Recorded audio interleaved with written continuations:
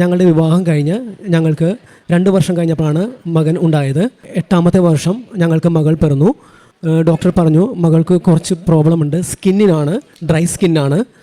അതുകൊണ്ട് ഭാവിയിൽ ചിലപ്പോൾ കുറച്ച് ഇഷ്യൂസ് ഉണ്ടായേക്കാം. 1 മാസം കഴിഞ്ഞപ്പോൾ തന്നെ മകളുടെ ദേഹം മുഴുവനും ചൊറിഞ്ഞ് തടിച്ച് വ്രണങ്ങൾ ആയി. 2 മാസമായപ്പോൾ മുഖമൊഴികെ ബാക്കി ശരീരം കംപ്ലീറ്റ് വ്രണങ്ങളായി.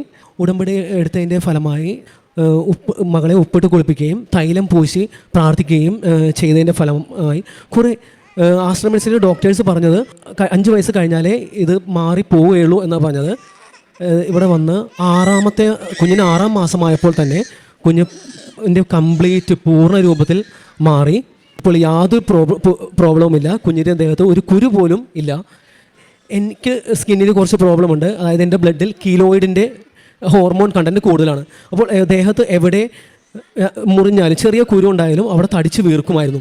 ഞാൻ അത് മെഡിസിൻ എടുത്തു, ഒരു രക്ഷയില്ല. അവിടെ ചൊറിഞ്ഞ് പഴുപ്പ് പുറത്തേക്ക് വരും. അങ്ങനെ ഉടമ്പടിയുടെ ഉപ്പും തൈലവും തേക്കുമ്പോഴും വിശ്വാസപ്രമാണം ചൊല്ലിക്കൊണ്ടാണ് ഞങ്ങൾ ചെയ്യുന്നത്.